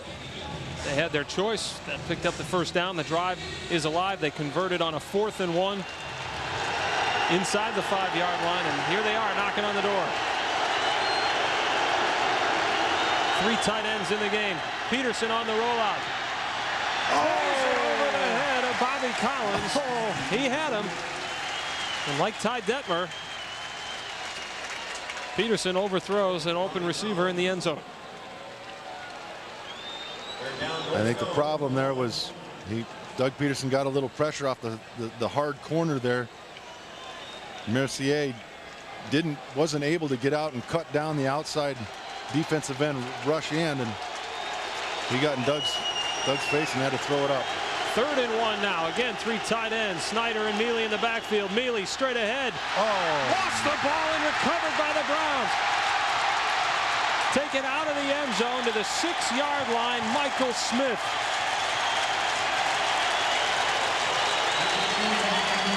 That is 2 turnovers in the end zone by the Packers tonight. One of head coach Mike Sherman's goals in this game was to win the turnover battle, be +1. You see, he's not happy about that. Great eye shot, great camera work here. He gets up and out she comes. Darius Holland forcing the fumble. So the Browns deny the Packers at the doorstep once again. They take over. 7:18 to go, leading 10-3. We return to Cleveland after these words. You're watching the Packers Television Network. Browns Toyota clearance time. The dive for the end zone, and now the Browns take over at the 6-yard line. Michael Smith recovered it, brought it out. Kelly Holcomb now will be the quarterback. Came over from the Colts where he backed up Peyton Manning last year, so obviously he didn't see much action. Travis Prentice will be the running back. And this is the give to Prentice. Prentice muscles up to about the 9-yard line. Packers with some changes. In the linebacking core, number 53, Donnie Sprague, a free agent, is in. Not exactly the exclamation point Rondell Mealy wanted to put on today's performance. There's Sprague. Number 23, Damian Demps, is in at safety. Holcomb, play action. Crossing route. Mark Campbell takes it out and rumbles to the 31-yard line before taken down by Corey Chamberlain. Dante Curry's in the flat. Outside linebackers got to carry that tight end across the field. They had play action to the right. We see the replay here. You're going to see number 45 come in your eventually come into your screen, but he's got to carry that tight end across the field. 22-yard pickup for the Browns to give him some breathing room at the 31, 1st and 10. Shea, the H-back, in motion to give to Prentice. Prentice to the 34, and a flag comes down. Anytime the flag is thrown from the backfield at the line of scrimmage, 9 times out of 10 you're going to have a holding penalty. Illegal hands to the face mask, pulling on the face mask. Offense number 75. It's a 10-yard penalty. Repeat, 1st down. Or pulling of the face mask. I guess it could be any number of things. Brian, you see the umpire there, and there's a change now. The NFL is experimenting with something here in the preseason. He is taking up a new position. That is Steve Wilson tonight as the umpire for the game. Normally in the past, the umpire is lined up behind the defensive side of the ball, right behind the linebackers. But they're trying to find out if this will work to keep him out of the way and also keep him from getting killed. So he now lines up behind the offense. They'll learn to get out of the way pretty quick, though, Chris. You tell them once and they'll move. They'll get out of your way. I used to have them right behind me all the time. We got another penalty. Offside, defense number 74, 5-yard penalty. Repeat, 1st down.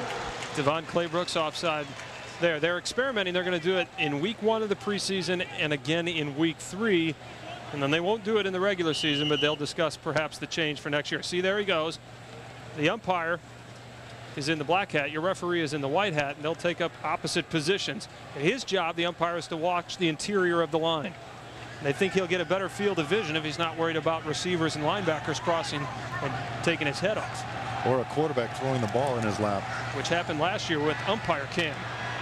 Holcomb all kinds of time, but good coverage. And tosses it away. Let's check down with Andy Kendi on the field. Andy? Interesting scene just moments ago on the Packer bench. Rondell Mealy fumbles into the end zone. He comes right to the bench, head down. And the first guy over there was Amon Green. The second guy over there was Dorsey Levens. And the third guy was Edgar Bennett, who's on the Packer staff this year, all telling the young running back to keep his head up. It's just preseason, and to get him better the next time he goes out there. All right, Andy, thanks very much. 2nd and 15 for the Browns. Campbell in motion. The lead for Prentice. Prentice up the gut, puts his pads right into Damian Demps. Takes it to the 31-yard line. The core of linebackers that Green Bay has out there right now is light, to say the least. Demps is coming up as a safety. And again, Green Bay does that quite often, moving their free and strong safety up to the line of scrimmage to get their 8-man front. And in a situation like this, where obviously to this point thus far, Cleveland's been trying to establish the running game. We're trying to wind clock here with 4:42 left in the game, leading by 7. Blitz coming off the corner. Chris Akins puts the receiver down on 3rd and 11, so the Browns won't be able to run any more clock. They'll have to punt it away. Some of the individuals in this secondary, Akins, Demps, sitting behind having the opportunity to sit behind a guy like Darren Sharper and Leroy Butler, tremendous chance to acquire some knowledge from two of the best in the business. Francesco Biancamano. Who? Thank you.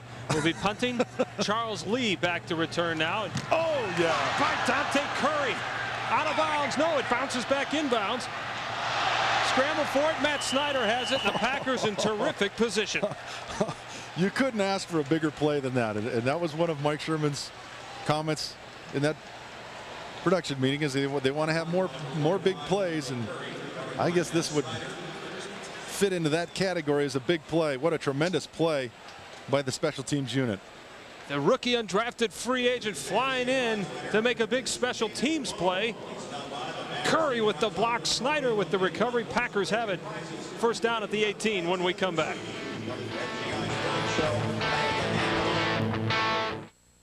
Everybody needs a great Billy Joe Tolliver now getting his chance with the third unit. Deep drop for Tolliver, looking for Drayton to come free, or Ferguson. Neither one of them able to snare that one. Something was wrong with that pass pattern, because you had two receivers in the same vicinity on the same line. There should have been a little bit separation as far as depth in those two receivers. Troy Drayton only being here a little over a week, and rookie Robert Ferguson. Let's see if the Packers can capitalize here. Second down and 10. Ball on the 18. Ferguson and Charles Lee to the bottom of your screen. Ferguson now in motion to the slot, and there's another flag. Boy, there have been a lot of penalties. The Packers had 8 in the first half alone.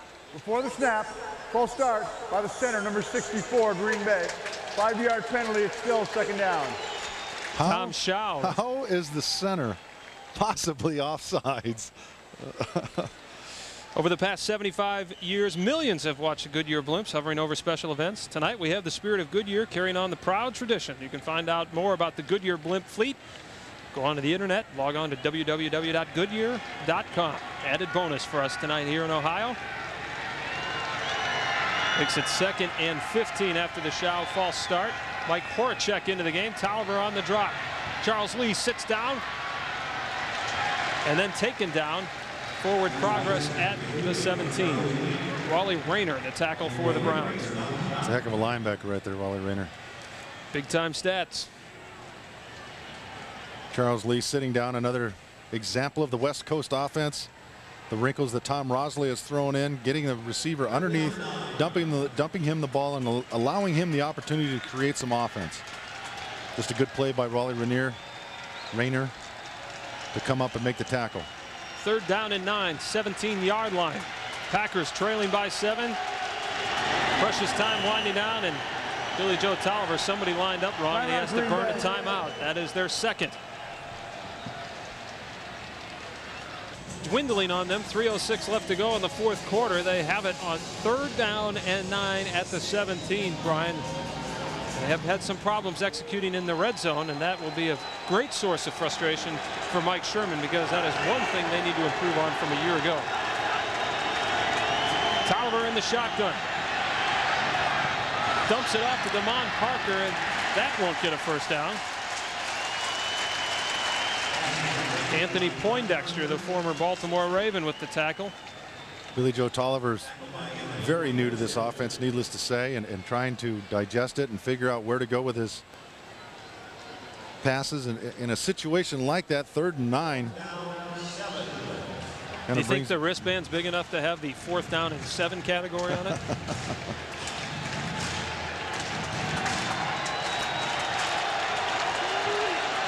Generous spot for Damon Parker. 4th and 7 from the 16, just inside the 16-yard line. Pocket collapses, ball up in the air. Browns will take over. Stalin Colonnay, the former Minnesota Viking, pounces on it. Another turnover by the Packers, and the Browns will have it with 2:14 left on the clock. The Packers have just 1 timeout remaining. Well, again, the battle at the number 2 quarterback spot, and you saw the elusiveness of Doug Peterson, and that is where his advantages are. And I don't know if you can blame Billy Joe Tolliver for the pocket collapse, but obviously when you turn the ball over, that's not a plus. Browns in command now, 10-3. They lead it, 2:14 to go. Back after this on the Packers Television Network. Browns trying to run out the final 2:14. Oh. Ladies and gentlemen, that is Ben Gay. No kidding. The Cleveland Browns, he has been the sensation of camp. He will try and work the rest of this clock down. They'll take it to the 2-minute warning right here. What a story this guy is. That's their third and final timeout. A Texas high school legend as a senior, 2,200 yards, 21 touchdowns. Everybody was after him, including Butch Davis in Miami. He wound up going to Baylor, didn't quite qualify academically, then never went to class, got kicked off the team, left Baylor, went to a junior college, only played 5 games because of rules violations, but rushed for 1,500 yards in those 5 games. 2:05 on the clock. Then left there. Obviously, he had some maturing to do. Went up to the Canadian Football League, stayed there for 2 weeks. Then was a security guard at a car dealership after coming back home. He's done some growing up. Butch Davis has given him a chance, and he has been electric in training camp. And of course, he has the name to go with it. I was talking to Todd McNair before the game, who was a running back for Kansas City, and told me that he was also changing bedpans prior to playing this year.